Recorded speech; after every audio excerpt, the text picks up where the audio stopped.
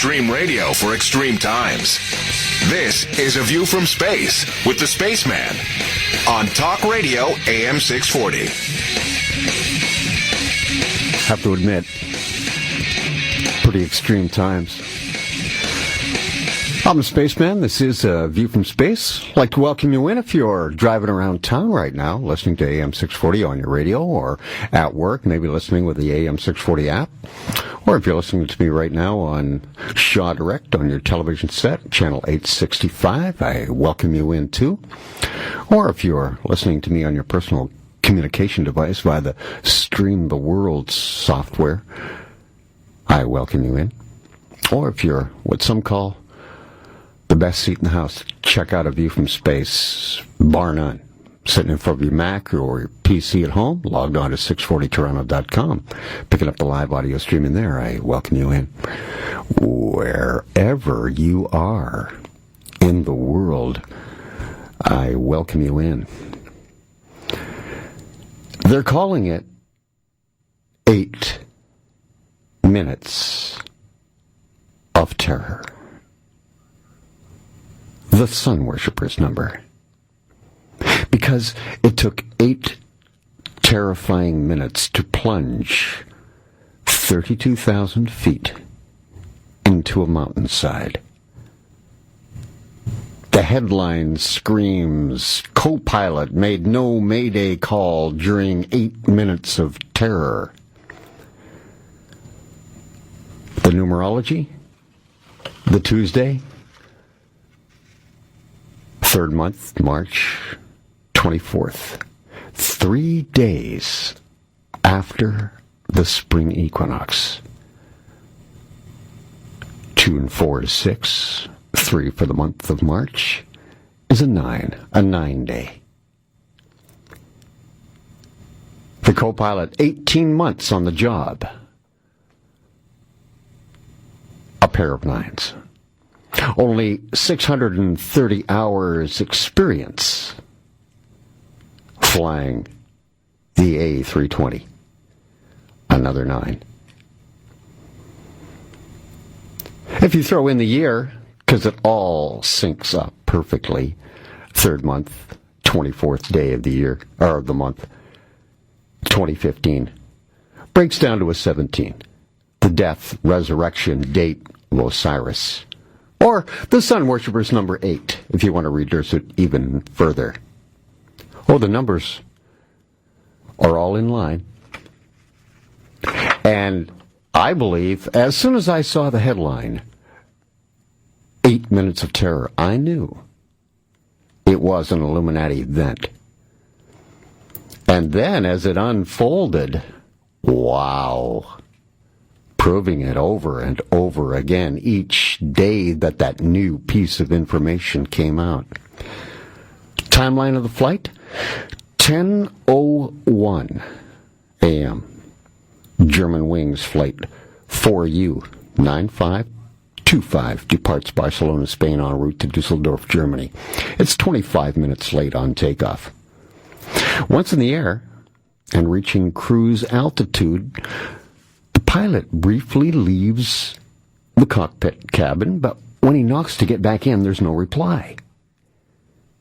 The co-pilot, of course, and everyone knows him by his first name now, Andreas, and everyone knows his last name, Lubitz, then supposedly sees him on closed-circuit television monitor outside of the door, but ignores him.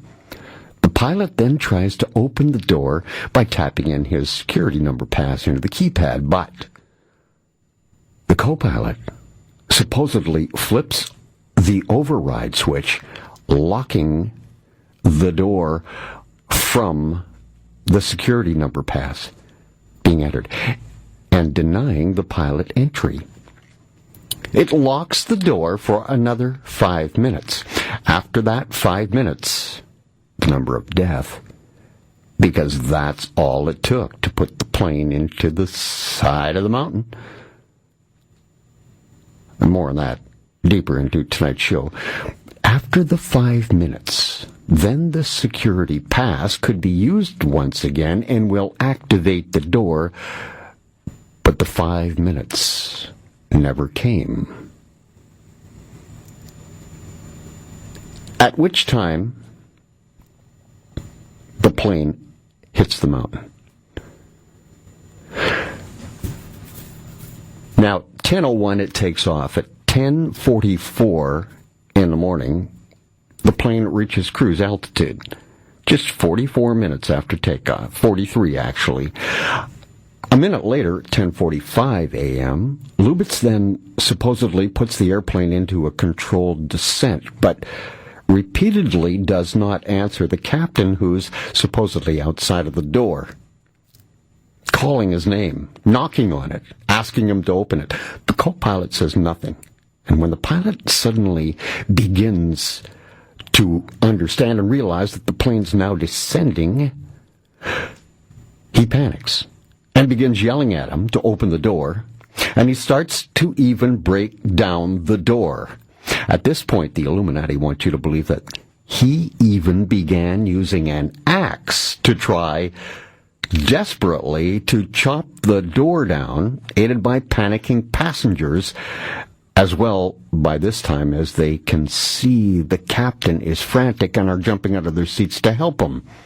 You can get the picture of this terror that is happening inside this aircraft at this moment. That's the picture the Illuminati-controlled mass media has painted all this week.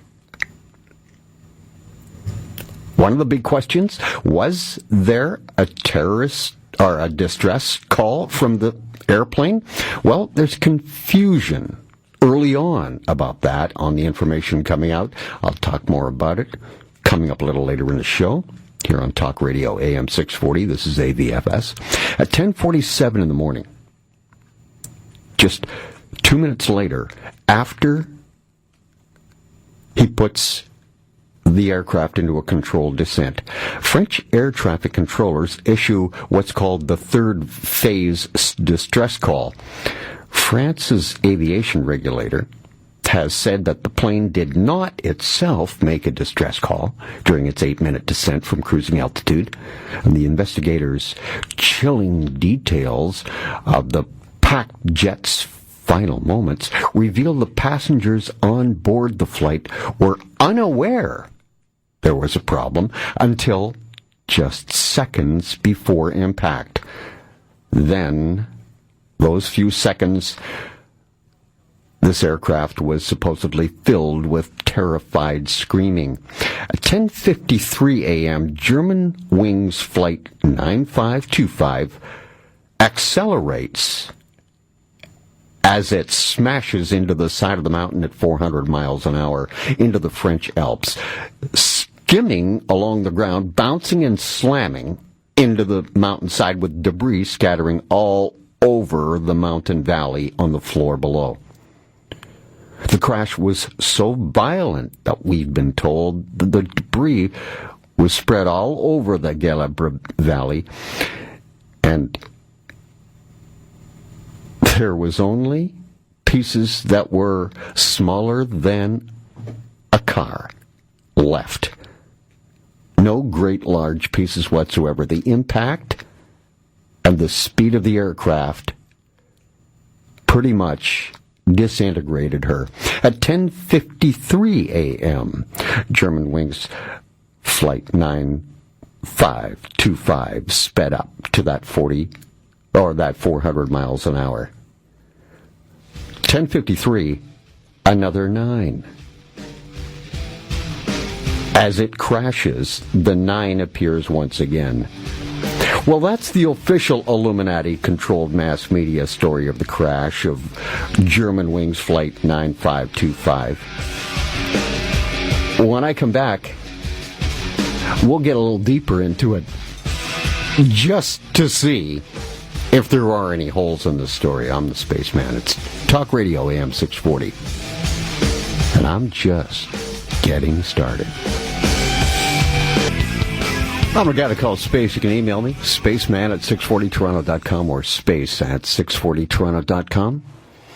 RG writes, I knew when this crash happened, this would be drawn out for too long. It seems the news is more entertainment now than real truth. And you got me thinking now about these names, numbers, dates, symbols, that the news is more a show for us in secret messaging that most people, when they see it, won't even think twice about it. And you've got that right. There are so very many that miss the entire thing because they trust the media as the truth. And they are lying.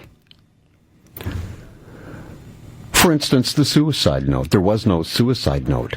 If the man told his girlfriend all the world was going to know his name, then wouldn't he want to make sure that he left a note to claim it for his own?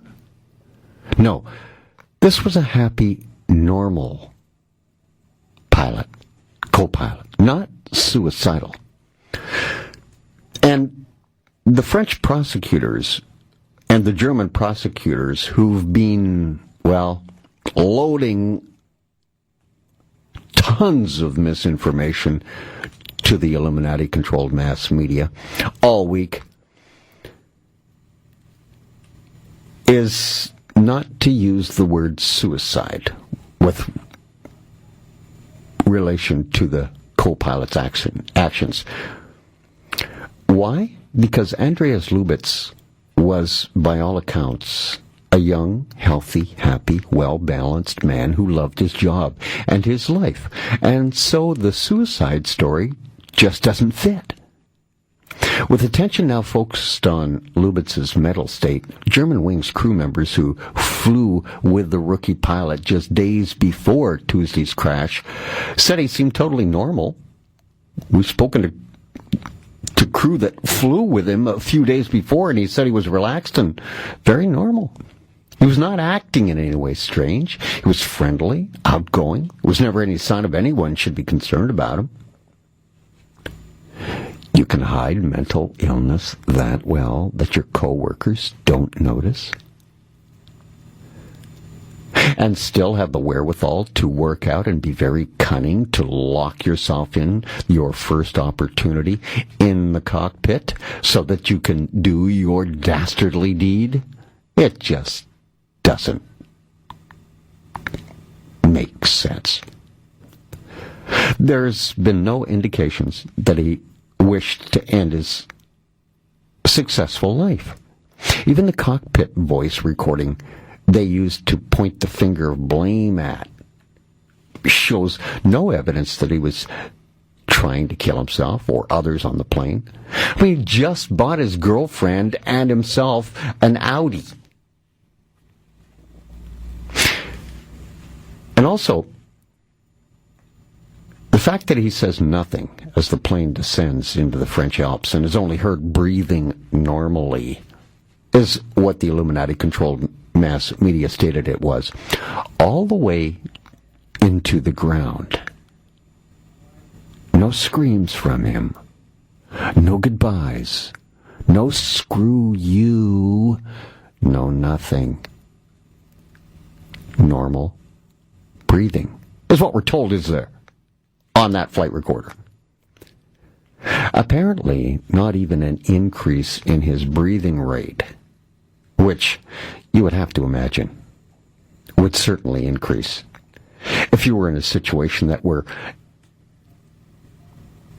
about to smash an aircraft into a mountain and take a whole bunch of people down with you, and you're depressed.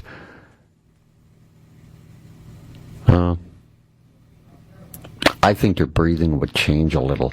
I think you would even get a little excited as the mountain was getting closer and closer. Don't you think? Even if he were struggling to keep the plane in the air, his breathing rate would be increased, not to mention the fact that he'd be yelling to his captain about what was happening. No. It's just too unbelievable. The story doesn't corroborate. Now,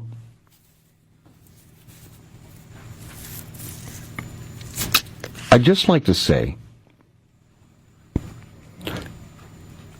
When the investigators removed those multiple boxes of items from Lubitz's apartment in Dusseldorf and his parents' house in Montabaur near Frankfurt, a German aviation official told the Illuminati-controlled mass media that Lubitz's file at the county's Federal Aviation Office contained a sick note, meaning that he needed specific regular medical examination, like a note which could refer to either a physical or a mental condition. But the official said the note does not specify which. PBS has been reporting that the medical problem was an eye problem. You figure it out. There's so many things that do not add up. If you want to sit back and think about it, but if you want to take the spoon-fed information you're offered as the truth on the Illuminati-controlled mass media, well, you would just walk away going, wow, that guy was really crazy, and now those kids are all dead. Now, neighbors described Lubitz, whose physical health was superb, by the way, definitely didn't smoke, really took care of himself. He was a fitness freak. He always went jogging. And I'm not sure whether he did marathons or not, but he was very healthy. That's from a guy who just lived a few doors down from Lubitz's home in Montabaur. German news media painted a picture of a man with a history of depression who had received psychological treatment and who may have been set off by a falling out with his girlfriend. The Dusseldorf prosecutors, who were leading the German side on this probe, refused to comment on the anonymously sourced reports citing the ongoing investigation. Oh, we're not talking any more about it now because no one knows really what to say. Lufthansa CEO Carsten Spohr also said there was a several-month gap in Lubitz's training 6 years ago, but wouldn't elaborate on that either.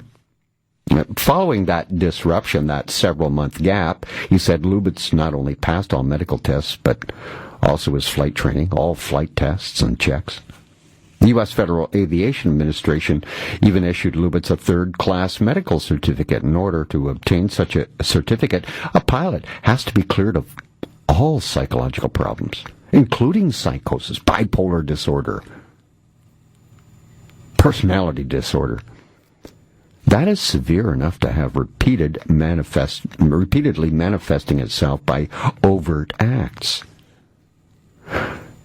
But he got his third-class medical certificate from the U.S. Federal Aviation Administration. Certificate also means that he wasn't found to be suffering from any mental health condition that makes a person unable to safely perform his duties or exercise the privileges of a pilot's license. You heard the testimony of some of his co-workers already. I just told you about it, that worked with him a few days before. He was fine.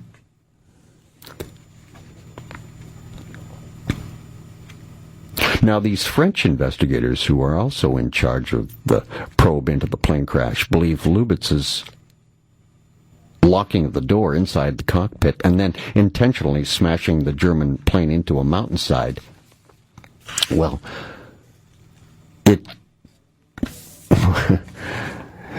just seems that nothing at all fits with the story the Illuminati-controlled mass media are spinning. People in Montabaur, his parents' town, where he grew up, who knew Lubitz, said they were shocked at the allegations that he could have intentionally crashed the plane, saying he had been thrilled with his job at German Wings and seemed to be very happy. Yes, Lubitz, the German Wings co-pilot, even had a nickname. Yeah, they liked him. It was Tomato Andy. Friends said he was teased a lot and called Tomato Andy, well, simply because he worked as a flight attendant before qualifying as a pilot. He suffered from a depression, burnout, and was even once deemed unflyable, we're told, but was later passed as fit to fly 6 years ago. The head of Lufthansa admitted Lubitz had slipped through the safety net with devastating consequences. Knew about it, but he slipped through anyway. How often have you heard that lie told to you? With terrorist attacks. They were known to the authorities. Well, we have another case. Suffering from depression. Known by the authorities. Or was he? Surely you still can't be buying that same old worn-out excuse for acts being allowed. And I said allowed to be committed. There's something else about this bogus story told to you about this plane crash. Almost immediately, the authorities were declaring that the event was not a terrorist act. It was the day after the crash, this past Wednesday. It wasn't even hinted at. But they had to announce it anyway. This was no terrorist attack. And they hadn't searched his home or his parents' home yet for information. I'm the Spaceman. It's Talk Radio, AM 640. More right after this break. I'm the guy they call Space. It's a view from space. Talk Radio, AM 640. Emails to space@640toronto.com or spaceman@640toronto.com. RG writes, well, why does the Illuminati want us to see a plane crash? Actually, it's a blood sacrifice ritual. And for you to watch and go through the gory details and see the pictures, it pretty much, in your mind, establishes you as attending the ritual itself. That's what's going on. I covered a little more deeply into the show tonight, but that's why these things have to be done in public. They've got to be done in front of us. We have to participate. And this is how we're tricked into participating. It's passed off as news. So that's why the Illuminati wants you to see the plane crash. There are some shocking things coming up deeper into the show tonight that I'm going to be talking about and explaining that. So let me get back to this. It's not a terrorist act. That was the day after the crash, this past Wednesday. They didn't even search the house yet. Wasn't searched until 3 days after the crash on Thursday. So before the search of the two homes, they already declared that it wasn't connected with terrorism. In that search, German detectives spent 4 hours searching his Dusseldorf apartment and the family home in Montebar. But, as I said, they declared it not to be connected with terror before they even ever started any search on either of the homes. Police are said to have found evidence of mental illness, though. But no suicide note was found in the apartment. Who he's said to have shared with his girlfriend, by the way. And nor was there any note at his parents' home. So, where's the girlfriend? Let's hear her talk. Let's hear the flight deck recorder that was taken out of the crash site just a few hours after the impact itself. I mean, they had that thing in their hands in a moment. They play stuff like that all the time to try and terrorize us. So where's the audio from the cockpit voice recorder? Let's hear it. The only recording of the voice of Lubitz, the co-pilot, is when the captain and he are chatting happily, we're told. Then there's only breathing from him. Well, let's hear the breathing then. Play the breathing. Man.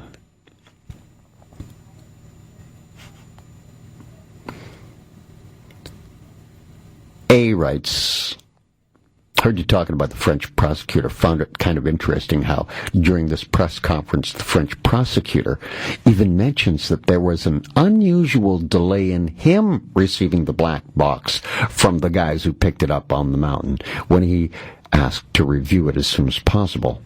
The story doesn't add up to me, A writes, especially when the French prosecutor says the last 10 minutes of the audio recording of that flight are just silence. Yeah, just silence. It seems they don't want to play the tape, or they would have by now. There's audio, all right, but they'll never let out what's actually on that voice recorder. More on that coming up in a few minutes. When that jet first crashed into that mountainside, the whole area was immediately sealed off, and there was no unauthorized entry within a 5-mile radius of that crash debris. They sure got that recorder out quick, though, didn't they? They found it in a hurry. They had it just hours after the crash, because the reports in the Illuminati-controlled mass media said that the plane was almost disintegrated, with no part left, as I said at the beginning of the show, not much bigger than a small car. That's a lot of rubble to sift through, scattered through a large area after an aircraft, we're told, even sped up just before the impact into the mountainside. That would scatter everything all over the valley. But that flight recorder just happened to be found very quickly, as I've just said, hours after the crash. Why?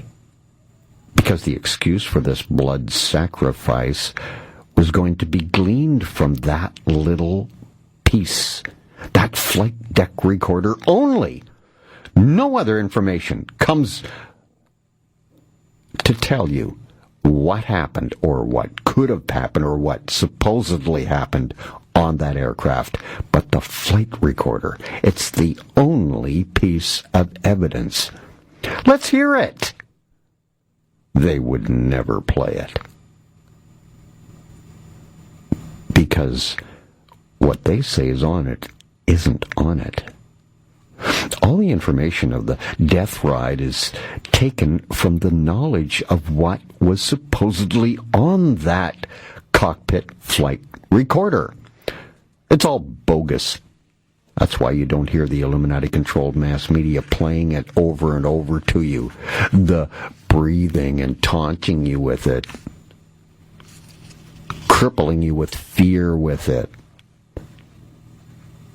No. Something very wrong with that. The co-pilot who supposedly crashed this plane into the mountain, killing himself in 149, hid the secret illness from his employers, too. They told us this all week. Locks the captain out of the Airbus A320's cockpit before setting the plane's control to descend into a rocky valley. And after the search of the Dusseldorf apartment, they found torn up old sick leave notes, even some new ones, and one slated that was issued for the day of the disaster, March 24th. Now, this medical condition, which has been kept secret from his employers, budget airline Germanwings, say they found no suicide note, as I said, as well as having been signed off from training with the Depression '08. A little background for you, just to bolster the mental health aspect of this case. If there was a prosecutor, or rather a psychiatrist, the one who's supposedly been treating him, why don't they interview him? Why don't they get a statement from him? You know what they'll tell you? Well, it's medical, so therefore private. So no doctor could ever reveal a patient's information. I would say to you this, to stop the Illuminati in their tracks right now. Well, let's pass a law saying, if you're receiving psychiatric treatment and you're involved in the death of people, we get to knock on the door of the psychiatrist. We get to have him cross-examined, questioned, notes given. Is a murderer's privacy more important than getting to the truth? So then let's talk to the psychiatrist. It'll never happen. Why? Because the psychiatrists are usually the ones who are doing the programming for these patsies. And I'm wondering if this one was even programmed. And I'm beginning to more and more think, no, he wasn't. They're just concocting a story because they are giving you no hard evidence that he was the one, except for the flight recorder's information of a captain pounding on the outside of a cockpit door. Space back with more on the other side of the break on Talk Radio, AM 640. I'm the guy that calls Space. It's View from Space on Talk Radio, AM 640. Tonight I'm talking about, of course, the German Wings Flight 4U 9525 that crashed earlier this week in the French Alps. And this is a deep, dark, black magic spell that's being cast by the Illuminati-controlled mass media that has the blame set on a co-pilot who locks himself into the cockpit and crashes the aircraft, killing all on board, including himself. This black magic spell goes a little deeper than most think. Just as collateral damage came out or was about to be released when 9/11 happened, about buildings collapsing, hit by aircraft, outrage over the release of the Oscar-nominated movie,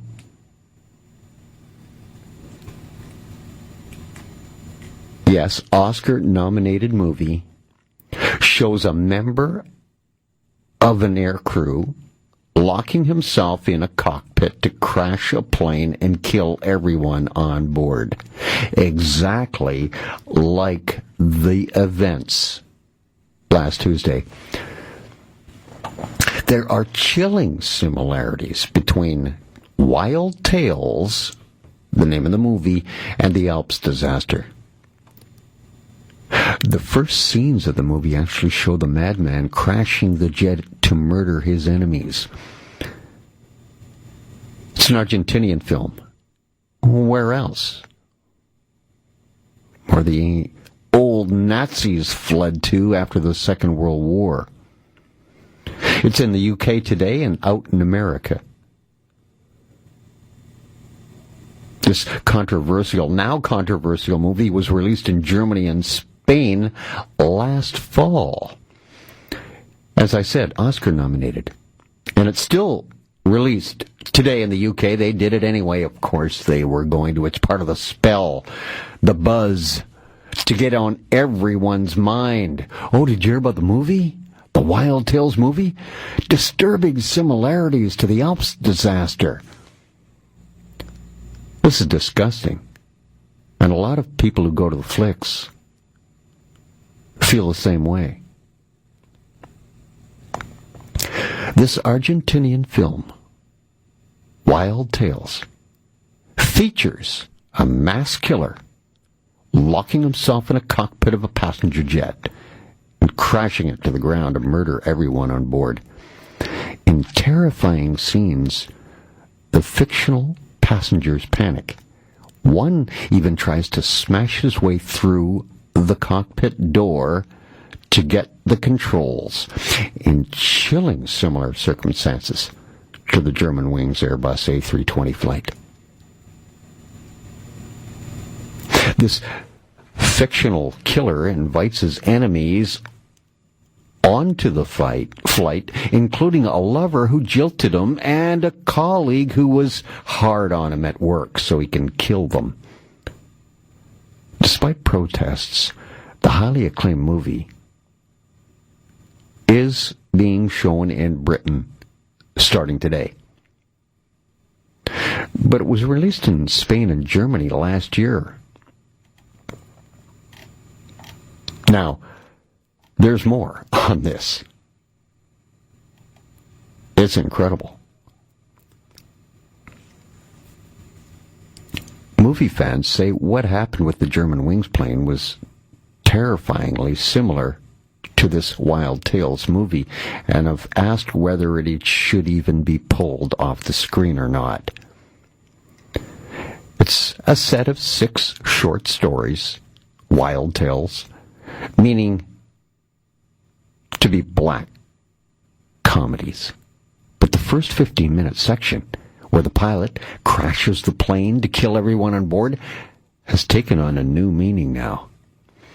In it, a couple of passengers on board chat, discover they know a man named Pasternak, a woman used to be his lover, a former colleague who was tough on him at work. It then emerges that everyone on the flight is connected to him in one way or another, and the trapped passengers then try to break into the cockpit as the plane hurtles toward the ground. Pasternak, in the flick, crashes the plane into his parents' house to kill them, himself, and all of his enemies on board the aircraft that he lured on. The similarities are mind-boggling. And it's not an awful, morbid coincidence. It's also the first story of the 6 tales. It opens with this, so you don't have to be there for long to see it.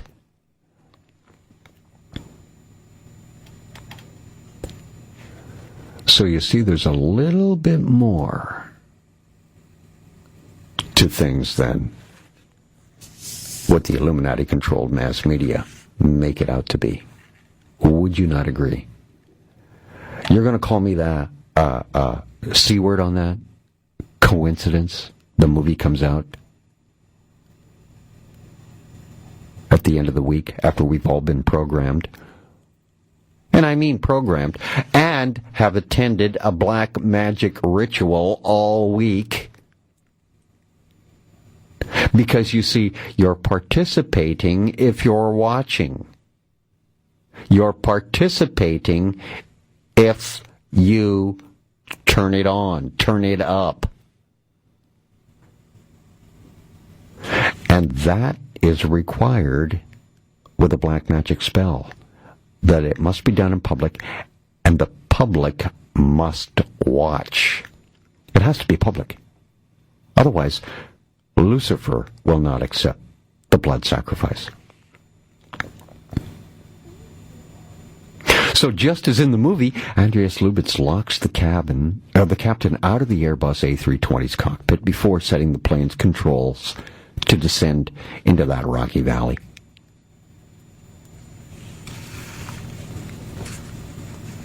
Wow.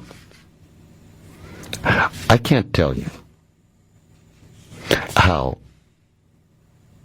often I've seen these coincidences pop up in the terrorist attacks or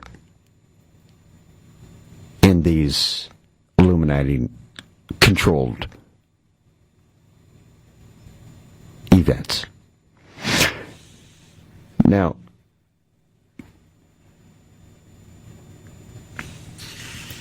the German prosecutors say they found evidence that this guy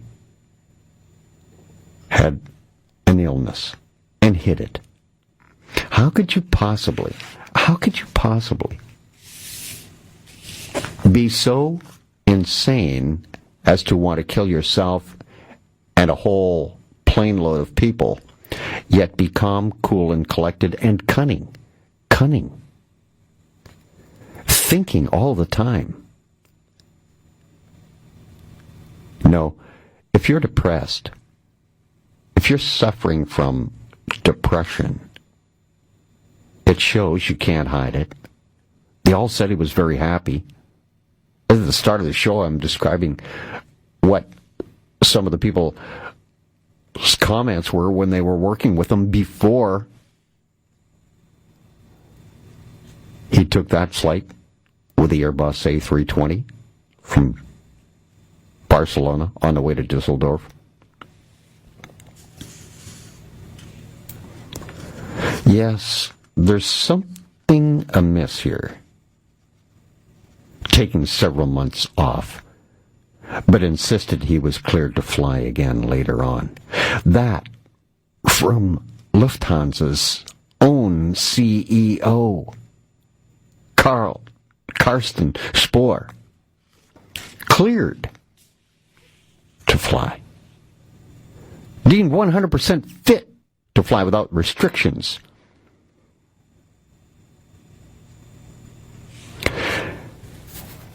Well, that's not all. The day of the crash, this past Tuesday, a change was made to the entire parent airline, Lufthansa, and the budget airline, Germanwings. I'm going to have that change up next on Talk Radio AM 640. This is Space and AVFS. I'm the guy they call Space. It's a view from space. It's all it is. Talk Radio AM 640. I communicate by email. I have no cell phone. I got a very small cyber footprint. Yeah, I don't like to look at screens all day. Only when I'm at work, and when I get away from them, I'm free. SB writes, the media show a photo of Lubitz, and in the background was the Golden Gate Bridge. And I thought that was strange. Andreas Lubitz crashes a plane? Is this symbolic of something about to gate crash this plane? Plane as in reality? Signed SB. When I saw that, it clicked right away on what the meaning of that picture was. I mean, after all, here we have a German, born and raised, but he is first photograph seen by anyone in the world was with the backdrop of the Golden Gate Bridge of San Francisco right behind him. Now, there's a reason for that picture being posted on the Illuminati-controlled mass media, and it's simply about this. It's him in front of the San Francisco Golden Gate Bridge, which is the gateway to the West, as we know it here in North America, welcoming people to the West. Well, West is death. East is life in the ancient Egyptian mystery religion. And after all, we're beckoning Lucifer to come back, the Osiris, the Pharaoh of pharaohs, to come back and inhabit a man and enter the Golden Age. The Golden Gate is just behind this co-pilot who is being used to beckon their god, Lucifer, to earth and to enter a man and to lead them in their golden age. So that's why the Golden Gate Bridge in the backdrop, it's almost as if Lubitz, the supposed killer of the blood sacrifice, the executioner, is welcoming you to the Golden Age. Just cross the bridge, and we're there. That's what the picture states. Incredible, isn't it? On board the plane, 15 countries. People from different places in the world. 15 countries. A sixth. The number of man. Because it is all of man that are going to be entering the golden age, brought about by these ritual blood sacrifices, the Illuminati believe, and they must be done, as I said, in public. So, I told you about a change that was being made to Lufthansa and their budget airline, Germanwings. On the very day of the crash, a change was made to the logo of Germanwings logo and the Lufthansa logo, which owns Germanwings, of course, also altered its logo. So both companies had their logos changed on the same day. The day, last Tuesday, March 24th, the day of the crash. Why? You change your logo when you have one of your planes down, and you haven't even found the flight data recorder, but you do have the flight recorder from the flight deck, which is voices. Well, the reason why is because symbolism is everything to the Illuminati. Everything. And of course, there's a good reason for the move provided to you in the Illuminati-controlled mass media this week of this change, and maybe you haven't even heard about this. The logo change taking place. Germanwings and Lufthansa have dropped their sunny yellow and red colored logo in favor of a black and gray logo. They did it this past Tuesday, the day of the crash, which memorializes victims who were on board that plane. They changed things. It's a different world now, so the logo changed.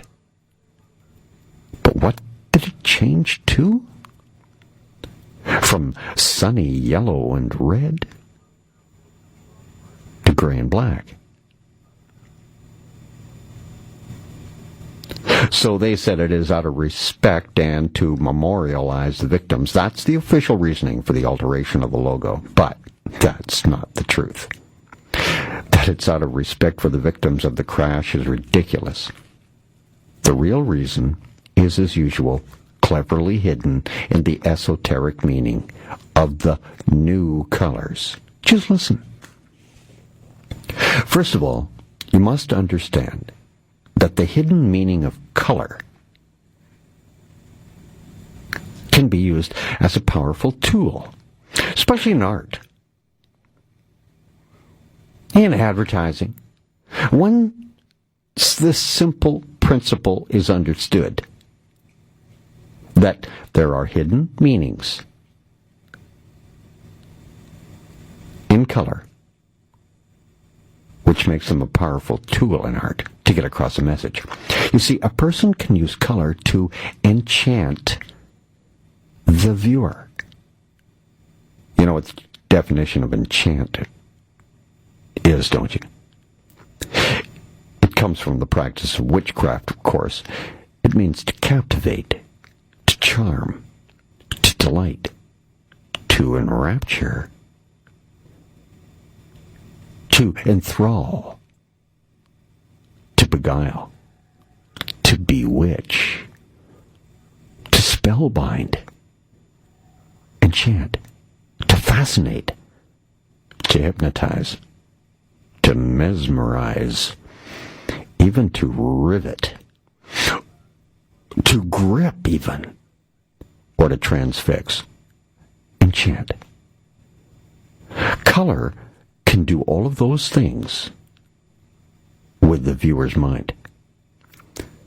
Because you see, color affects us in different ways. Blue, for instance, represents dependability. Used to be part of the old logo, the blue and yellow and red of Lufthansa. Blue, again, representing dependability. It's commonly worn in uniforms, business suits, right? I mean, IBM used to have their own blue, if you'll recall, when you had to wear suits every day to work. Dark blue is generally used by more authoritative figures, like police officers, dark blue, presidents, prime ministers, dark blue. Red, orange, yellow colors trigger hunger. They actually trigger hunger. This is why you see restaurants like McDonald's, Wendy's, Burger King using these colors on their logos and their advertising.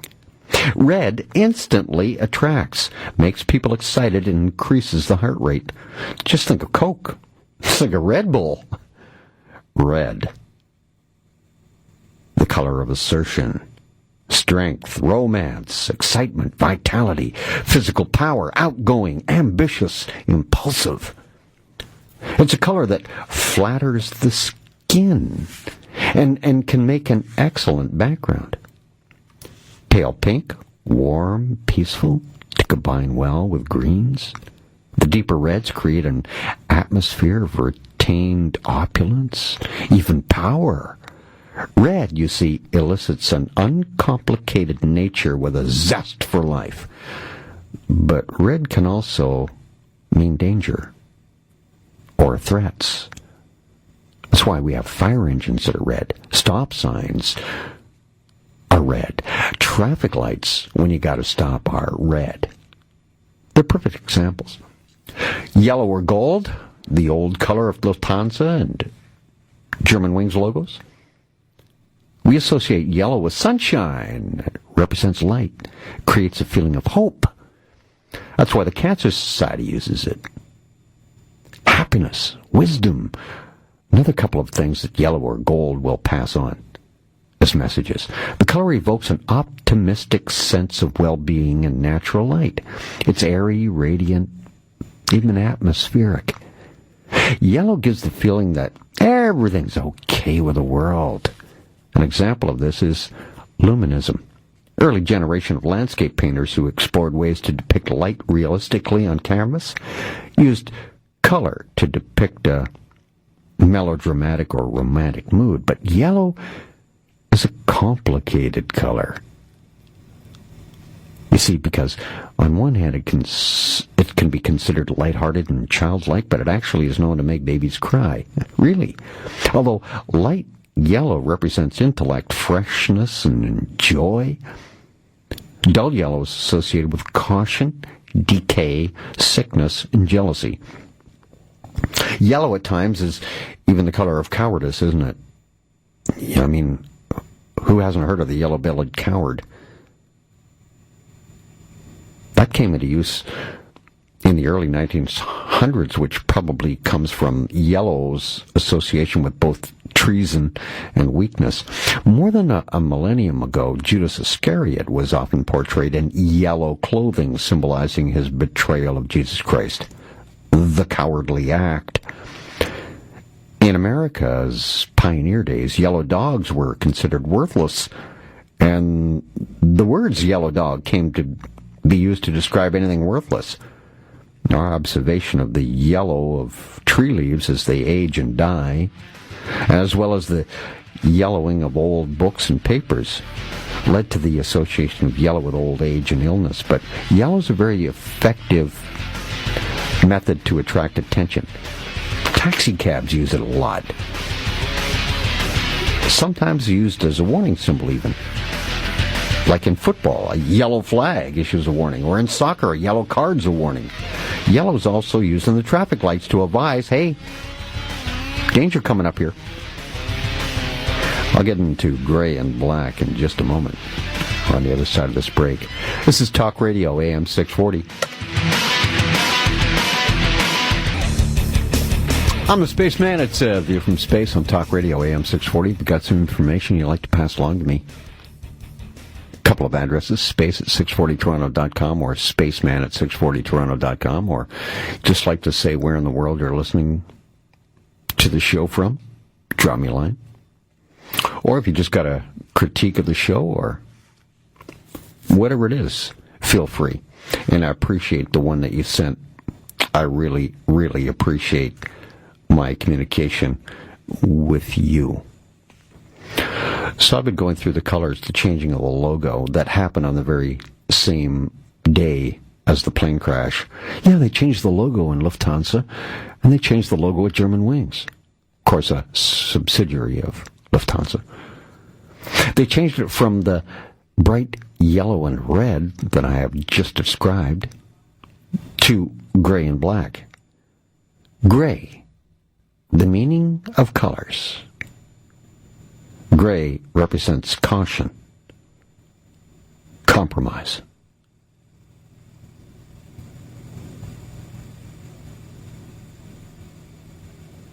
Black, mysterious, hidden knowledge. That's what it means. Black can have a morbid feeling. It gives you a feeling of the unknown, negative connotations. That's why they call them black holes, blacklisted, black humor, as I just used on the Wild Tales flick that's opening up today in the UK and America. And the opening scene in the flick, which is about 6 wild, crazy stories, opens up with the very scenario that happened on Tuesday.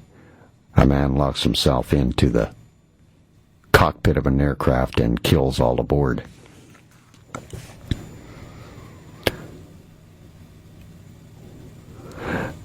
In most Western cultures, black is the symbol of grief, isn't it? But black can also be dignified and showy with sophistication. But mostly mysterious and hidden knowledge is what black is. And I believe that's exactly so appropriate a color to give this airline its new logo. So Lufthansa Airlines goes from their old colors of blue, yellow, and red, which means a feeling of hope, happiness, and wisdom, an optimistic sense of well-being, natural light, also assertion, strength, romance, excitement, vitality, physical power, outgoing, ambitious, dependable, to the new colors of gray and black, which combined means caution, compromise, mysterious and hidden knowledge. Wow. What a contrast. Just like they're doing in our world. It actually mirrors the world they're attempting to create for us here. I couldn't have put it better myself. This plane crash came exactly 3 days, the royal number, after the spring equinox. Remember the spring equinox? I hope you caught last week's show. So revealing. Remember the supermoon, equinox, and the total eclipse last week? All falling on the equinox, the supermoon, the solar eclipse, and the equinox. The new moon occulting, eclipsing the sun, as seen completely in its entirety from only one spot in the world, in the whole world, which was the Faroe Islands, located in the heart of the Gulf Stream in the North Atlantic Ocean. Faroe Islands, spelled F-A-R-O-E. But when you hear it out of a person's mouth, it evokes the Pharaoh of Egypt, Osiris.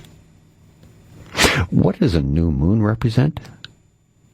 If you missed last week's show, the explanation is the new moon symbolizes new beginnings. It's when you look at the old goals that you set and update them or set new ones. readjust the old ones, if you like, which is what the Illuminati are up to with this latest Illuminati event. The German wings crash in the French Alps.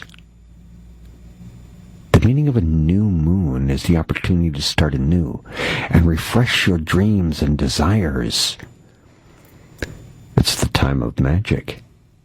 The Illuminati believe the time has arrived to give their plan of this new world order coming a little boost.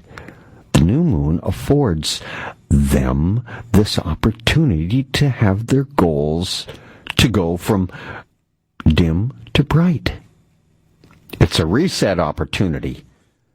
This super moon, total eclipse of the sun on the spring equinox.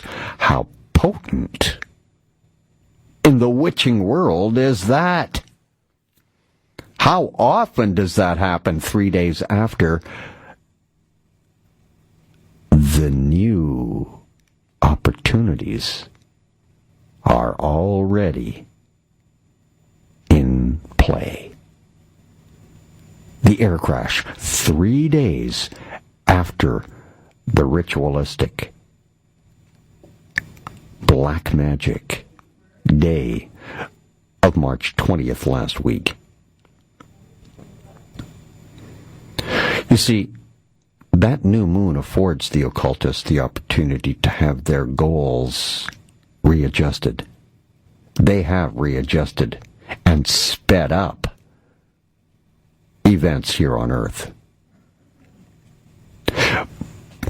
But this was no ordinary new moon. No, this was a supermoon, meaning the closest proximity to Earth it will ever reach. And to go exactly straight over top of the sun,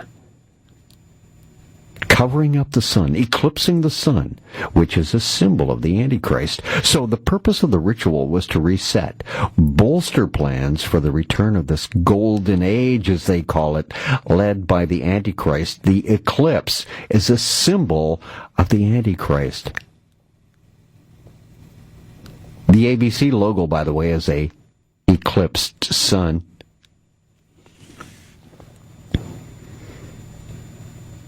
And that's not all that's been changed with these two super rituals that followed within 3 days of each other. I'm talking about the spring equinox and then the plane crash, the Tuesday. That's not all that's been changed. Here's some more very telling information. We've now been informed that the parent airline Lufthansa also not only changed its logo colors, but it also retired the flight number of the A320 Airbus that goes from Barcelona to Dusseldorf. To interestingly,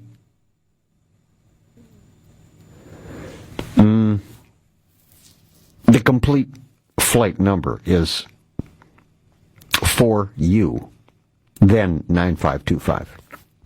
The first two characters of this number, 4 and the letter U, was not included in the retirement of this flight number.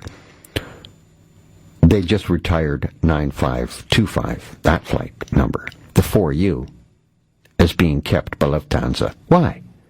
So it may be used again. That's the reason. For you, Lucifer. It is for you. What you've been told all week with this plane crash, with a co-pilot locking himself in, the pilot banging on the door, no words spoken as he plummets the aircraft to the ground and drives it into the mountain. It's not where to lie. What if there was no battle at the door at all? No battle whatsoever. What if it was all made up? A sort of spell cast over you, feeding you information, directing you, leading your mind to a conclusion the Illuminati want you to believe, need you to believe. They even produced for your mind's eye a computer-simulated video of the pilot pounding on the cockpit door. Did you see it? Well, how about this? What if? Just what if? Does this make sense to you? What if both the pilot and the co-pilot of Flight 4U9525 were struggling with the aircraft together after it had been commandeered, taken over by an override system from the ground, and there was nothing they could do about it? They struggle to correct the problem, but nothing they do works. They cannot understand what the problem would be. They make a distress call, which is later debunked by the Illuminati's operatives of this event, saying nothing came from the aircraft. It was the ground control who made the call. The distress call. They are helplessly sitting there in their seats, the pilot and co-pilot, just like all the other passengers aboard this blood sacrifice flight, plummeting towards their deaths. Otherwise, the spell enchantment won't work. The Illuminati won't get the desired response from you, which they need.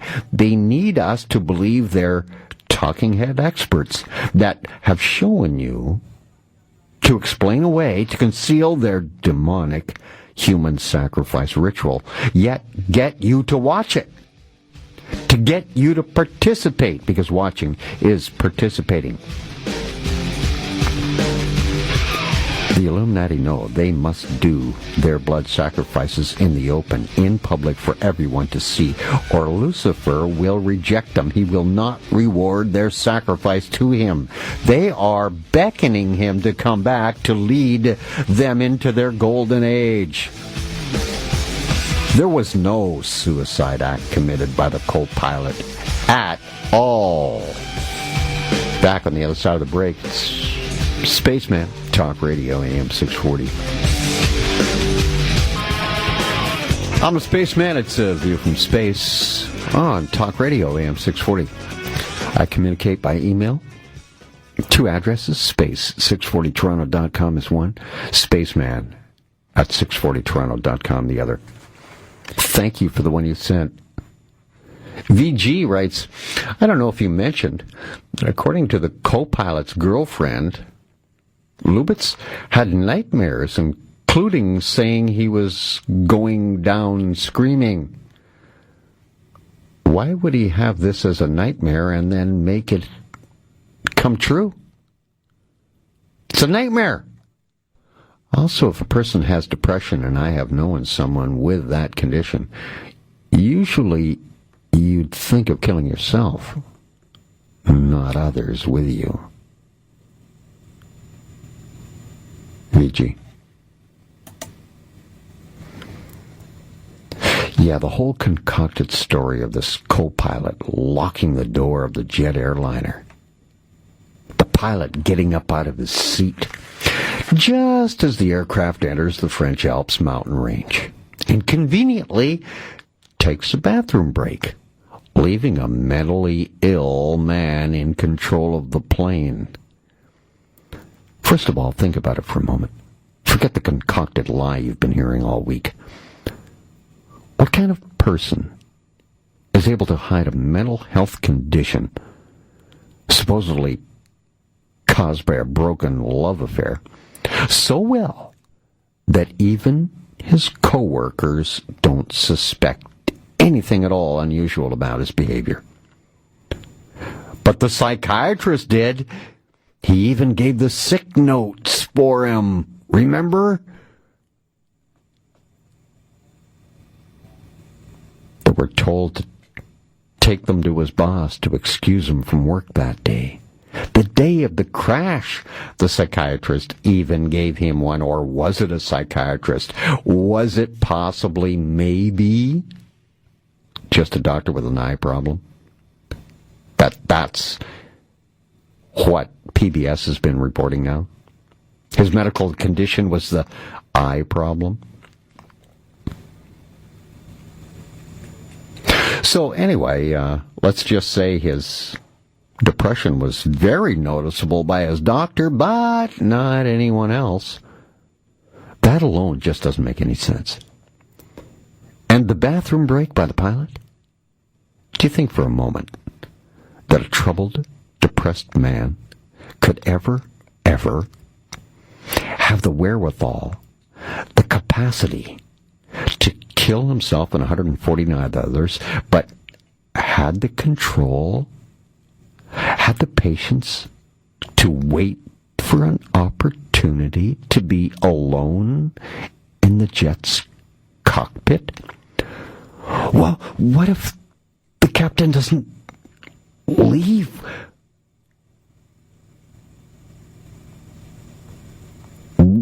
What if he wasn't left alone in the whole flight deck at all? At any time, then what? What was the plan then?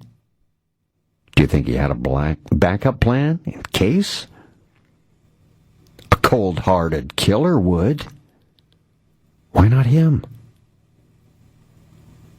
I mean, he's thinking so clearly, isn't he? Do you think for a moment a man so upset that he wants so badly to end it all could meticulously plan and carry out his death wish with cold, calculated nerves of steel and have the wherewithal to work out details of things? And then they tell us the breathing was normal right up until the impact?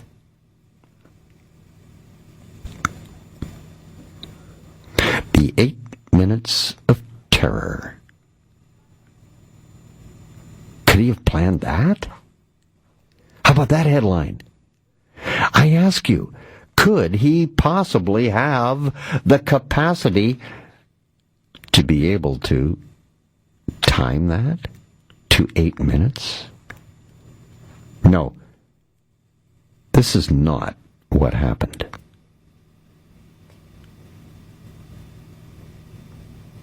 I have an alternative version, of course, of the events of this Illuminati blood sacrifice just 3 days after the supermoon, the solar eclipse, and the equinox occurring. At 10:47 in the morning, it's reported there was a distress call. Yes, there was. I believe there was, but it went unheeded. And at first there was some confusion as to whether there was or there wasn't a distress call coming from this doomed jet airliner. But very soon, that confusion, of course, would all be cleared up for you from the Illuminati-controlled and from the Illuminati-controlled mass media and the authority, as in the French aviation regulator, who quickly stated that the plane did not itself make a distress call. No. During its 8-minute descent from cruising altitude, even the CEO of the airline Germanwings, Herr Winklermann, said that there was still some confusion as to whether a distress signal had been sent from the plane, but he stuck to the Illuminati game plan and said the DGAC authority, that's the French Civil Aviation Authority, said that controllers on the ground issued the distress call, which is the third, again the royal number invoked here, the third and most serious of 3 stages of alert that are used to help coordinate rescue efforts or when an aircraft is in difficulty to help them. The French Civil Aviation Authority stated the combination of the loss of radio contact and the aircraft's descent, which led the controller to implement the third phase, distress phase. So France's aviation regulator, the authority, has said that the plane did not itself make a distress call. Instead, it was the guys on the ground that implemented the third and most serious of 3 stages of alerts. How about this scenario, though? Think about this for a moment. You tell me if this does not sound more plausible with less holes in it than the Illuminati-controlled mass media has been espousing all week, gushing daily. The aircraft is commandeered from the ground. Her controls taken over, remotely being flown from somewhere on the ground. The A320 jetliner was being flown just like you would a drone. And they're everywhere these days, aren't they? Oh, it was murder, all right, but by who? If it wasn't someone on the flight deck of Flight 9525, then who? And how could this aircraft have been brought down? Well, consider this.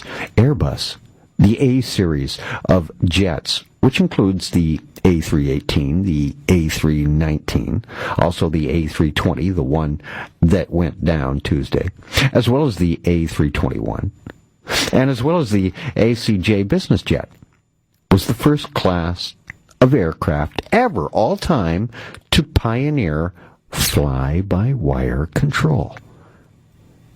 They got this down way back in 1984.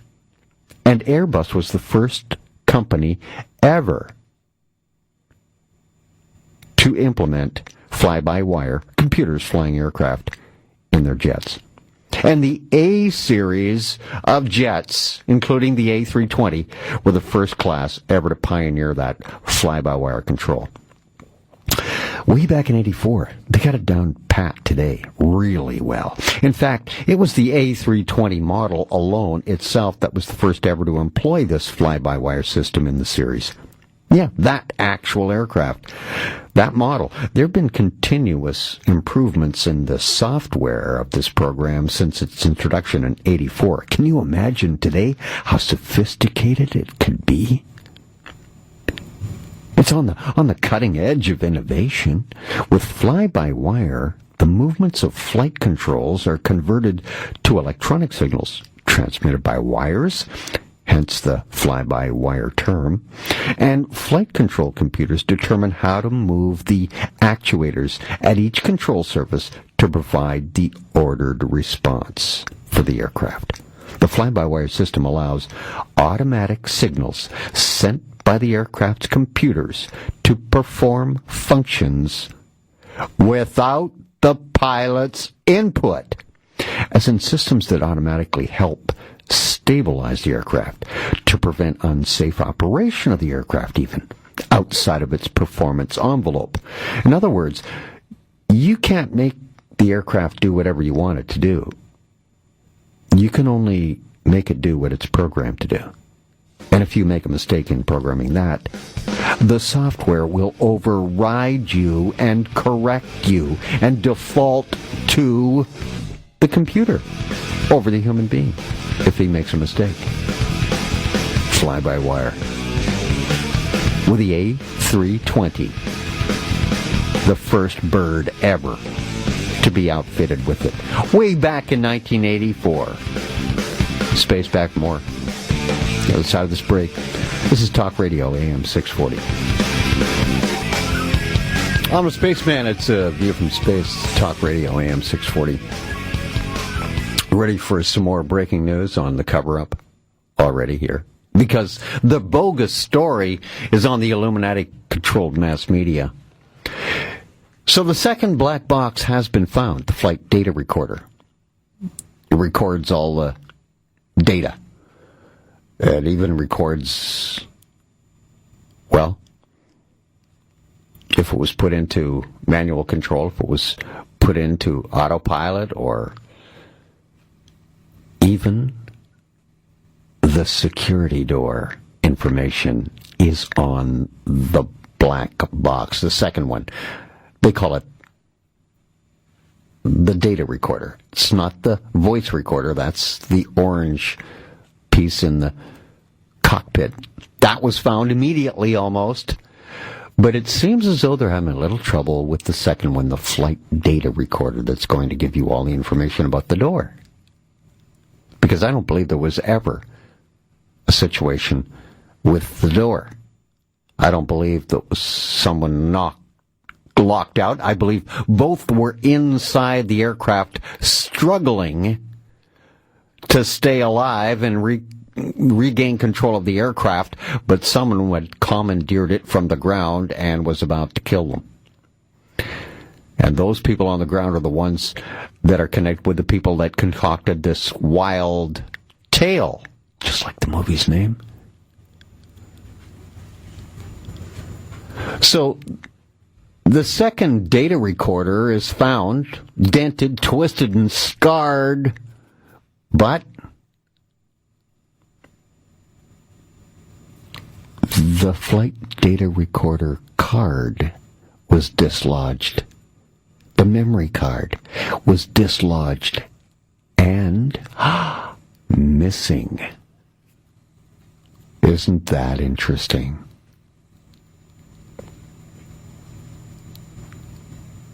They've got the black box data recorder, but the card, its contents of the black box is empty. The card's gone with all the information on it. How convenient is that if we wanted some answers as to the door? I would love for them to play the video the audio they have of the flight recorder from the cockpit. As I said earlier in the show, it'll never happen. No, I believe that these men were struggling to keep the aircraft to try and regain control of it. And it must have been terrifying realizing that there was nothing that they could do. You know, sometimes your computer just does what it's going to do, right? And there's nothing you can do about it. That's how they felt. Only their life was on the line at that point.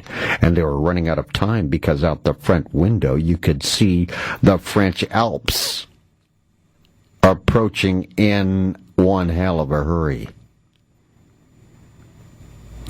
And to even have the acceleration of speed just before impact to make sure everything was smashed to smithereens, destroying evidence again.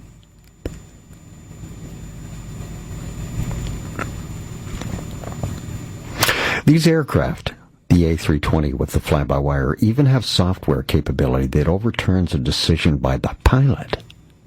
It eliminates human error, you see. If the pilot happens to have entered a dangerous or even wrong command, the software immediately overrides the human input, defaults to the command program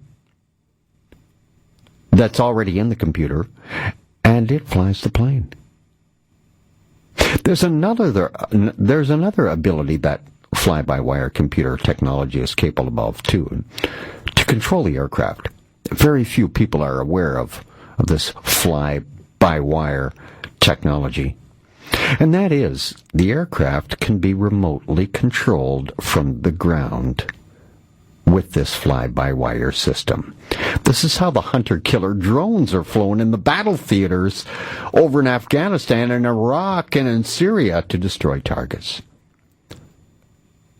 From a remote location, these drones can even be controlled from somewhere on the other side of the world if you wanted to use the satellite system to send your control commands. Yes, I'm referring to drones that are flying around everywhere today that are being used in so many different ways. The same technology is available. And they're commonly used for policing, firefighting, non-military security work. I'm talking about drones here. Inspection of power lines, pipelines, even home delivery, and even personal private use by you and I. Drones controlled from the ground in a remote location. Yes, there's something very strange about Flight 4U 9525. So this commandeering of an aircraft, it's called uninterruptible autopilot. And uninterruptible autopilot systems are something that they came up with years ago that I believe Airbus did. And the A320, the bird that went down this past Tuesday, had fly-by-wire, the very first aircraft to ever employ fly-by-wire computers running the aircraft, not a human being, and of course it would be easily remotely controlled. And you could take that passenger plane and fly it to wherever you wanted to, whatever destination is desired, land it to, regardless of the actions of anybody on board in the cockpit. As a matter of fact, Boeing actually won a patent on this system in 2006. And the pilots are not happy about this overriding system. The idea? Why to have an override system? Well, you can always use it for good or evil, right? I believe the evil has been used on Tuesday. The good? Well, say the event of an actual real hijacking. Like a real hijacking. We don't have them anymore. I know they're all terrorist attacks that are concocted. But the event of a hijacking, controls of the plane can actually be remotely accessed, and the autopilot system would engage, keeping anyone at the controls from affecting the flight. So if your terrorists said, change course, the guy couldn't. The pilot could not do it. His controls could be kept from affecting the flight. All you have to do is press the one button when someone enters the cockpit. And with today's door, how are they going to do that? But the override system. Boeing, by the way, just because they got the patent, it's not the first autopilot technology in existence. But this one has been designed with counterterrorism first and foremost in mind. Not only is it uninterruptible, so that means even if a tortured pilot can't turn it off, but it can be activated remotely just simply by radio signal or satellite signal, by any government agency, say, the CIA. The system might even include sensors on the cockpit door that activate the autopilot if a certain amount of force is used against it. And the autopilot will just take over. If someone's trying to get into the door, the computer is about to take over the aircraft because there's too much force on the door. The sensors kicked in the autopilot. Now the aircraft is in the control of the uninterruptible autopilot system, controlled from the ground. So, you heard the last part? It says there may be some sensors associated with the system connected to the access system of the cockpit door. I wonder if the system could disable the emergency access code in the event of a, say, hostage or terrorist situation, where terrorists threaten flight crew in the cabin and with death if they don't key in the access code on the door. My guess is that it does exist and they can open that door from the ground. I'm a Spaceman. It's Talk Radio, AM 640. More next. I'm the guy that calls space. It's a view from space. Talk Radio, AM 640. Like to communicate with me? I do it only one way. It's spaceman at 640toronto.com by email, or space at 640toronto.com. I was just talking about the override system. And I just had a little bit of breaking news, as they say in the business. New information that's come along about the second black box on flight number 4U 9525. And the second flight data recorder that records data is found damaged heavily, and the card with the information on it is missing from the inside. So we're told the flight data recorder partially destroyed and might not be able to provide any information unless they find the card somewhere on that mountain valley side, or possibly at the bottom of the valley. I mean, this is really a blow for people who want to find out what really happened. If you want more clues, that flight data recorder, if it's destroyed, and first of all, these things are practically indestructible, but I told you that they accelerated the aircraft to make sure. But strangely enough, in the nose of the aircraft that would have gone into the mountain, the flight recorder supposedly gave the authorities all the information they needed to piece together this story of Lubitz, the co-pilot, locking out the captain, all because of the flight data recorder. Now, the data recorder doesn't record voices, it records information.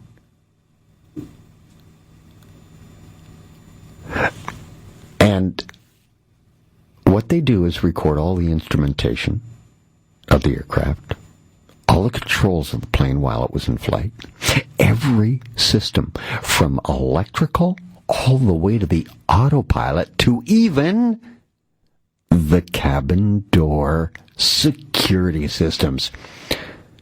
Everything is recorded for later analysis. But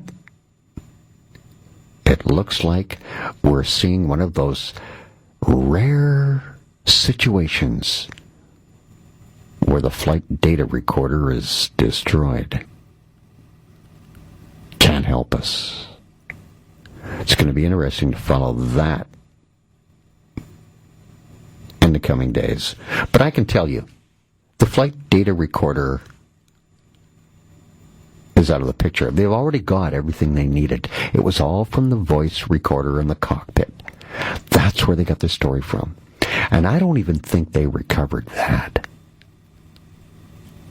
I believe they showed you a picture, all right, of one with scratches and being bent. But that could be from any flight, anytime, anywhere.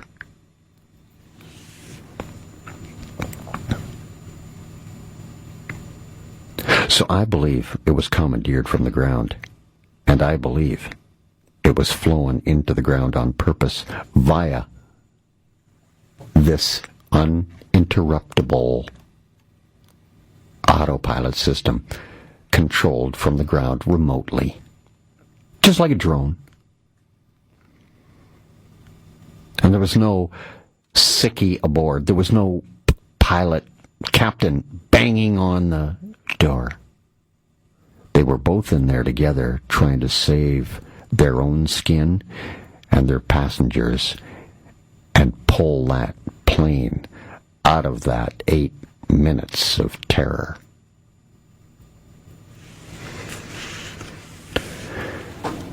You know what I thought immediately when I saw the Chancellor of Germany, Angela Merkel, French President François Hollande, who's been used a lot by the elites lately, just like the Canadian Prime Minister Harper, used a lot lately. Along with the Spanish Prime Minister, Mariano Rajoy, who was at the mountain. The three went to the crash site in the French Alps the very next day after the crash. Why? What could three dignitaries do? Well, what could three politicians do? You might ask yourself, what would be the reason to travel to the crash site. Wouldn't you be just getting in the way? I mean, making everything more complicated? I mean, these are chancellors and presidents and prime ministers of the country. They have a security entourage, their personal entourage for each leader.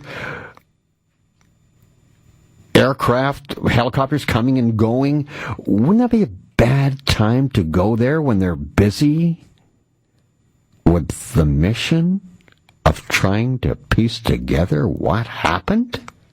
But no, the very next day, Angela Merkel standing in a mountain, Francois Hollande, Spanish Prime Minister Mariano Rajoy, there they were.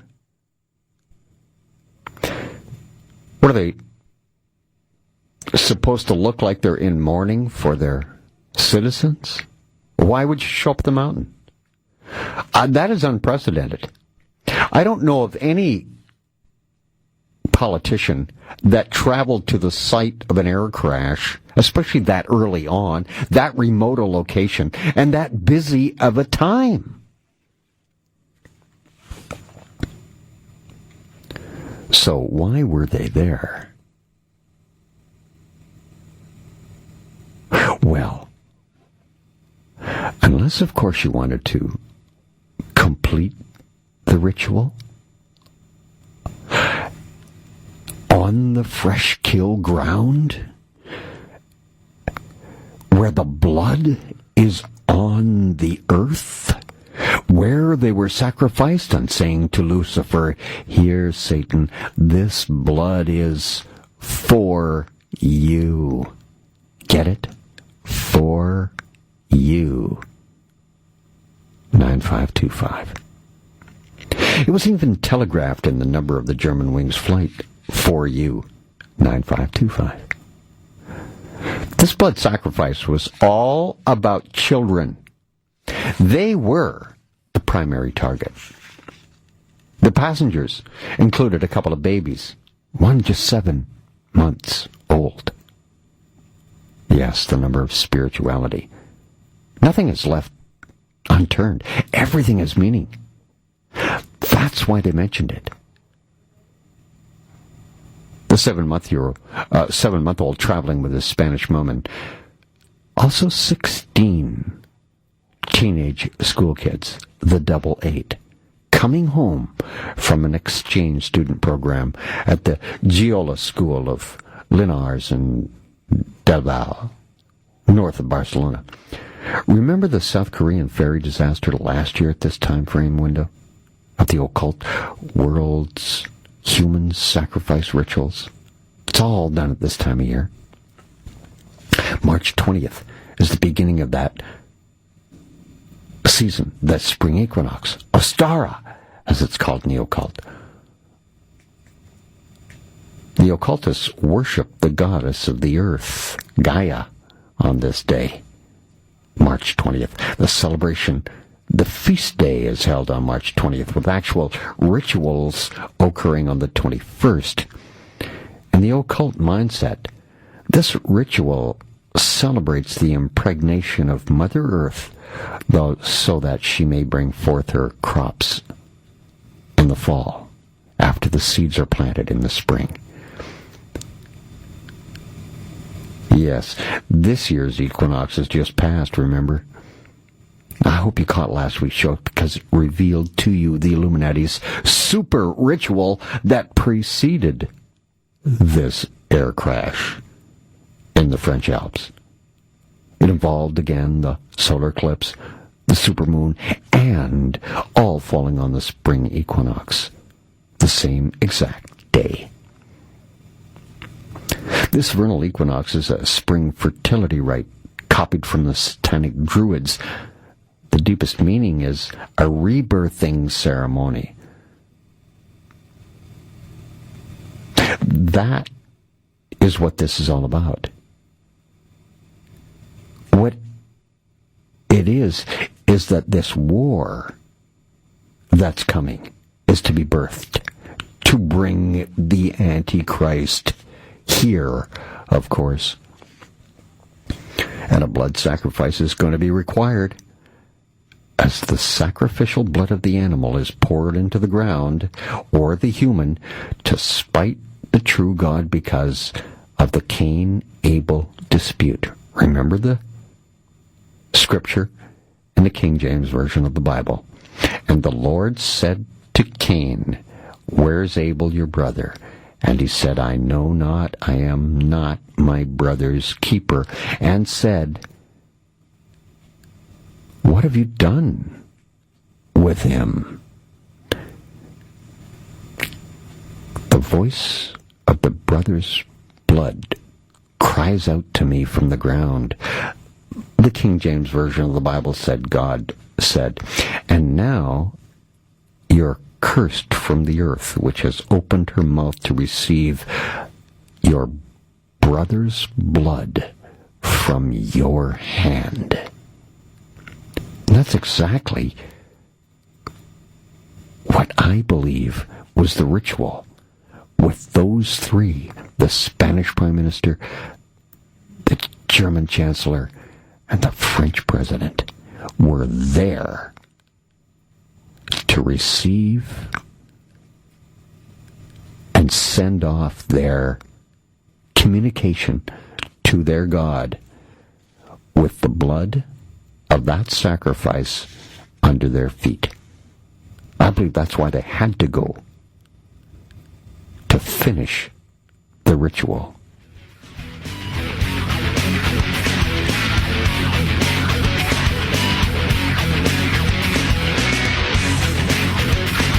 It's a sick world.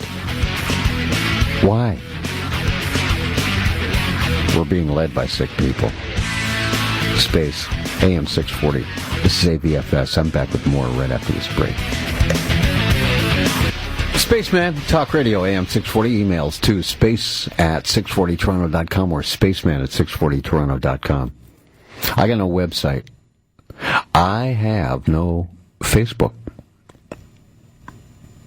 I've got no Twitter account. I don't even have a cell phone. I communicate by email only and leave a small cyber footprint. FD writes, "It's interesting to note that the most recent Maclean's magazine highlights the possible eugenic repercussions and discrimination that will arise when employers and insurers make revealing your genome weaknesses or DNA profile obligatory. For example, those in power will argue that if medical history data and genetic predispositions were obligatory to reveal before employment, well,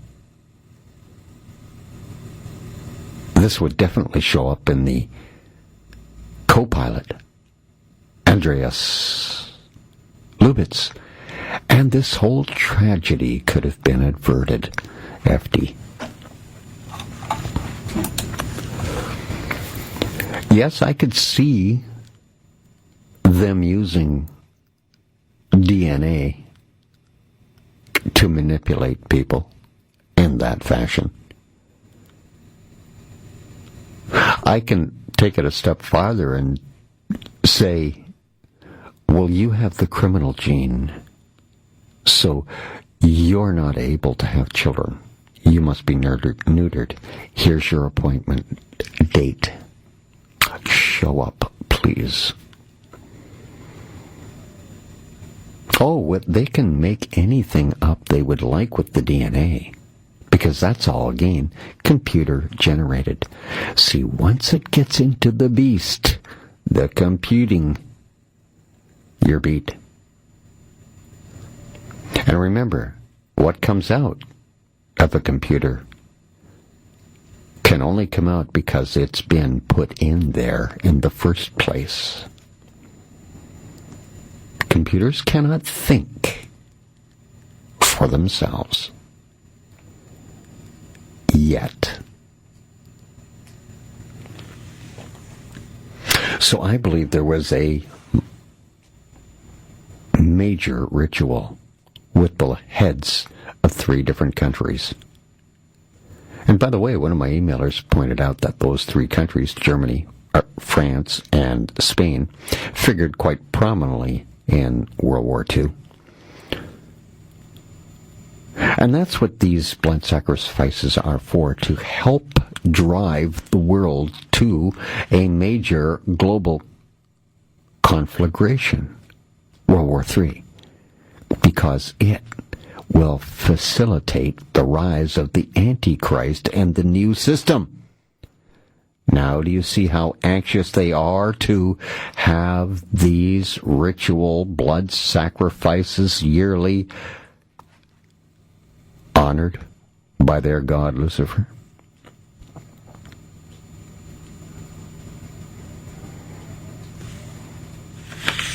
Yes, the deepest meaning is a rebirthing ceremony at the vernal equinox, and it happened 3 days after the rebirthing ceremony.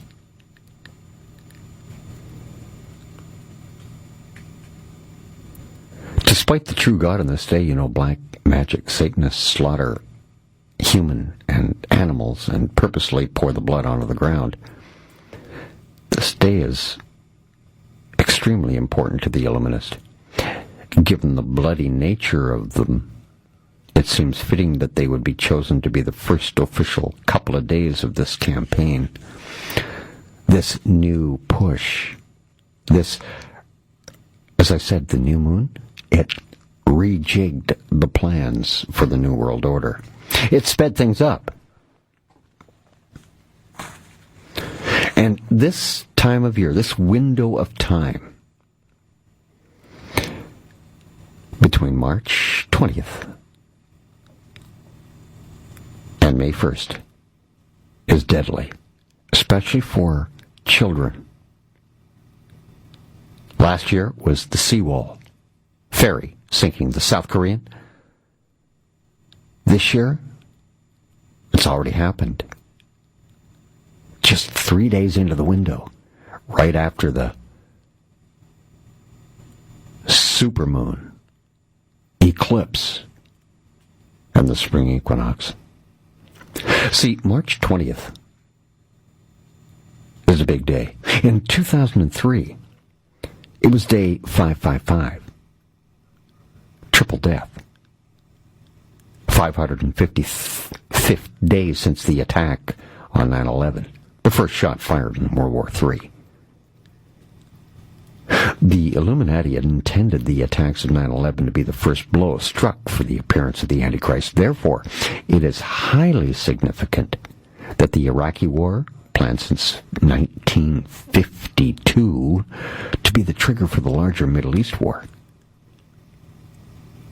didn't begin until day 555 after 9/11.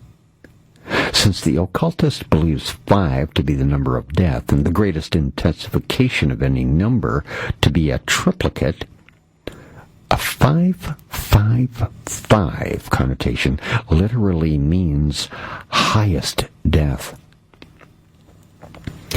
The Illuminati are working to send this current civilization to its death, so it can bring in the New World Order, the new system, known as the Kingdom of the Antichrist. March 20th to May 1st is the time for what's called, in the dark world of the occult, the time of blood sacrifice to the beast. April 1st coming up, All Fool's Day. Precisely 13 weeks since New Year's Day. Fire sacrifice required. April 19th is a significant date in past history for those kinds of things. Now, I say to you, the 19th of February, 1775, the American Revolutionary War. April 19th, 1909, Joan of Arc declared a saint, 478 years in her service to her people. It was said a dove of light flew out of her exhausted and burned body, witnessed also by her executioner, it's documented, as he was adding more wood to the fire. May 30th, 1431. Another big date. April 19th, 43.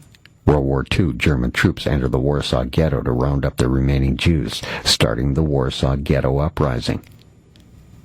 Remember? They used fire torches, blow torches, to kill the people in the underground. April 19th, 1989. The gun turret explodes on the USS Iowa, killing 47 sailors. Kids. April 19th, 1993. Waco, Texas, 1995. Oklahoma City bombing by the feds in their own building. Kids. April 30th to May 1st is the Beltane Festival, also known in the witching world as Walpurgis Night. This is the highest day of the Druidic witching calendar. And May 1st is the Illuminati's second most sacred holiday. The human sacrifice is over. The children are dancing around the maypole. Why? Because they survived the season of blood sacrifice of children.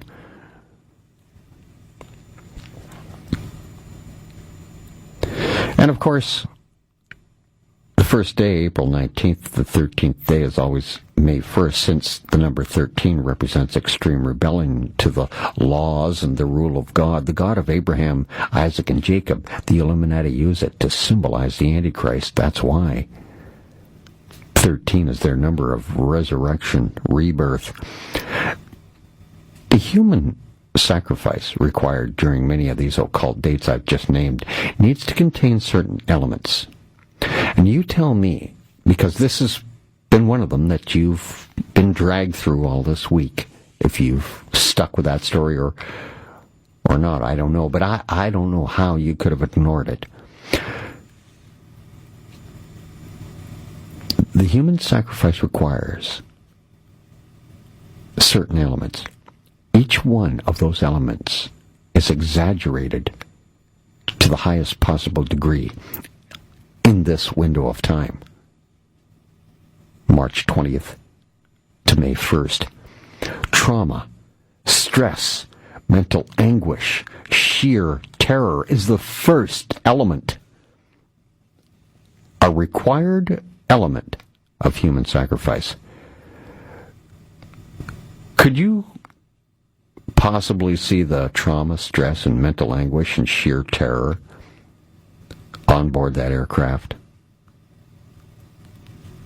on Tuesday of last week? And the final act in the drama should be destruction by a fire, preferably a conflagration. A conflagration or a blaze is an uncontrolled burning that threatens human life, animal life, health, property. And people must die as human sacrifices, especially children, since the Illuminati's God, who is Lucifer, looks upon a younger human sacrifice as the most desirable. And sacrifices are always spiritual and always psychological. And it's so uncanny, so strange. I usually warn of this window of death because I've been following the Illuminati for quite some time now. And I know their rituals and what happens in these rituals. And I usually warn of this window of death at this time of year, around this time of year when this human sacrifice would be taking place, especially with children at this time of year. It goes anywhere from, as I said, March 20th, the spring equinox, to May 1st. Last year was, I said, the South Korean ferry disaster, killing 304 passengers. That happened on April 16th, 2014. They waited. It went deep into the window of time there. And the Illuminati human sacrifice event has scapegoats all the time, as did the South Korean ferry disaster. I'm the Spaceman. This is AVFS. It's Talk Radio AM 640. I'll be back right after this break. I'm the guy to call Space Talk Radio AM 640. This is a View from Space. Final segment in tonight's show. Now, the human sacrifice requirements have to contain certain elements. Trauma, stress, mental anguish, sheer terror is the first. And the final act in the drama should be destruction by fire.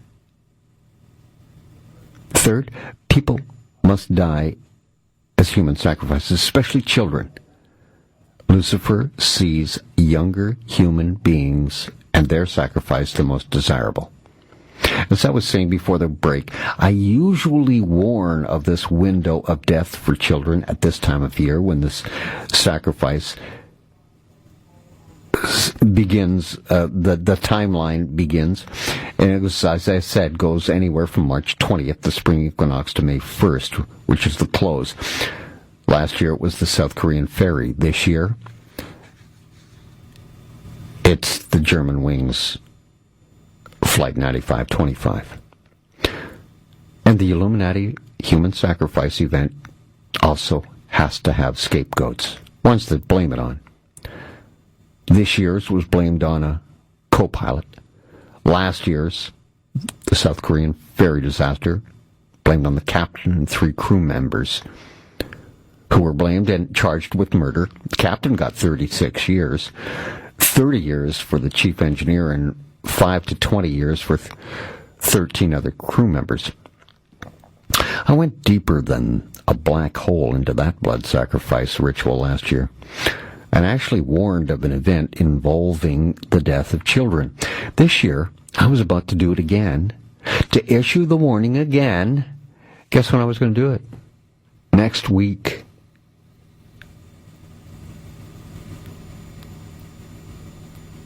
I'm 2 weeks late. Because usually these happen in the month of April. Next week, we're in April. The human sacrifice ritual must involve getting someone innocent to suffer. Or to commit suicide is considered a greatly rewarded employment. In the belief system of the Illuminati, torturing one who is helpless is rewarded also.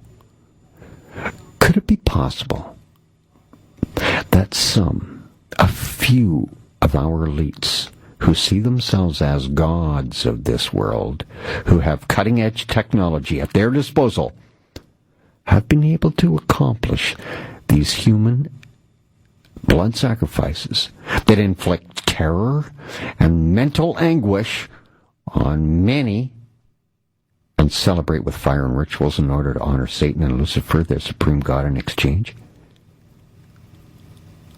I believe that's possible. Not only do I believe it is possible, I think it is happening. You've been brainwashed to accept this demonic aspect of the dark side being manifest by repeatedly seeing, watching human sacrifice for decades now. And the people's lives who are snuffed out on television, and the books you read. Human sacrifice programming. It's been a constant reoccurring topic in movies, literature, opera, video games. As a matter of fact, it's a recurrent theme in the classics. It's predominant in the Spanish accounts of the Aztec rituals. Derek Hughes and In Culture and Sacrifice traces human sacrifice through the works of Shakespeare, Dryden, Voltaire, and it's quite often the central theme in opera tradition. And wouldn't you know it, the elite rich frequent the opera. That's connected with this flight. Germanwings Flight 9525 too. Because you see, this human sacrifice is especially prominent with Wolfgang Amadeus Mozart, as well as Richard Wagner, and into the 20th century works like D.H. Lawrence. Here's more on Adolf Hitler's favorite composer, Richard Wagner. And why did Hitler like Richard Wagner the most? Because of his content. It's about the Antichrist and the Aryans ruling the world. Richard Wagner composed music to this end. Among the victims of the Germanwings crash were German opera singers Maria Radner and Oleg Brajak, along with Radner's husband and child. And it so happens that the Grand Theater del Liceo Opera House in Barcelona said that Radner was returning to Dusseldorf after performing in production of Richard Wagner's Siegfried. She was on Flight 9525 along with Oleg Brajak. Maybe I'm mispronouncing Oleg's last name poorly. Brajak. So, an opera house in Dusseldorf said fellow opera singer Brajak, who performed in Siegfried with Radner, was also on that down plane. Radner, who's a contralto, played the goddess Erda in her debut at Liceo Opera House in Barcelona, and Brajak, a bass baritone, played the evil dwarf Albert. Siegfried, by the way, is the third, yes, that royal number invoked yet again, of 4 operas that make up The Ring. Written, conceived by Richard Wagner. This part of the opera is totally inspired by the story of the legendary hero Sigurd in Norse mythology. Siegfried is a man without fear, and he expresses to his foster father, Mime, his wish to learn to fear. Mime tells him that the wise learn fear quickly, but the stupid find it much more difficult. In a letter to his friend, Theodor Ulrich, Richard Wagner recounts the story of the youth who went forth to learn what fear was. But a boy so stupid, he had never learned to be afraid. Richard Wagner wrote that the boy and Siegfried are the same character. The boy is taught to fear by his wife, and Siegfried learns it when he discovers the sleeping Brunhild. Yes, your entertainment is chock full of human sacrifice stories. It was The Lottery. At first, The Lottery was a short story by Shirley Jackson, written in 1948, that caused controversy in the United States. Later became a television show, then made into a movie after that because it's just so, well, human sacrificial. In Rosemary Sutcliffe's 1977 historical novel Moonhorse, the main character accepts a duty as a sacrificial king and lays down his life for the redemption of his people while inaugurating the creation of the Uffington White Horse. Now, most of the plot of the Beatles' film Help actually deals in a humorous way with a group that practices human sacrifice too, trying to kill Ringo Starr because he's wearing the sacrificial ring. I was just telling you about The Ring, written by Richard Wagner. Same ring that J.R.R. Tolkien and the Hobbit movies are all about.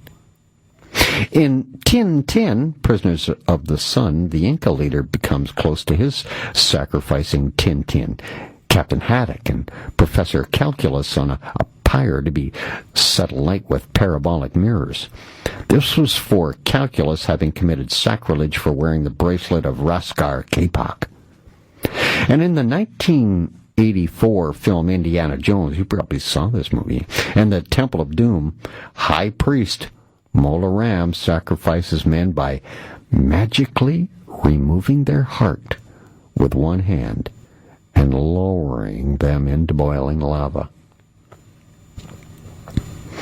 One sacrifice is shown in which the victim's amputated heart spontaneously combusts when the victim hits the lava.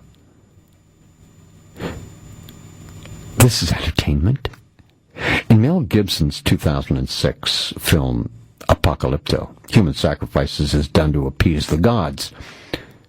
In the Dan Brown novel The Lost Symbol, the book's main antagonist, Malach, prepares himself for the human sacrifice through the story, believing that it is his great destiny to lead the forces of evil. In the two fantasy series, the Belgeriad and the Malorion, by David Eddings, human sacrifices of a type similar to that of the Aztecs is practiced by the men of Angarok, that race in devotion to their god Torak, so we're well schooled on it.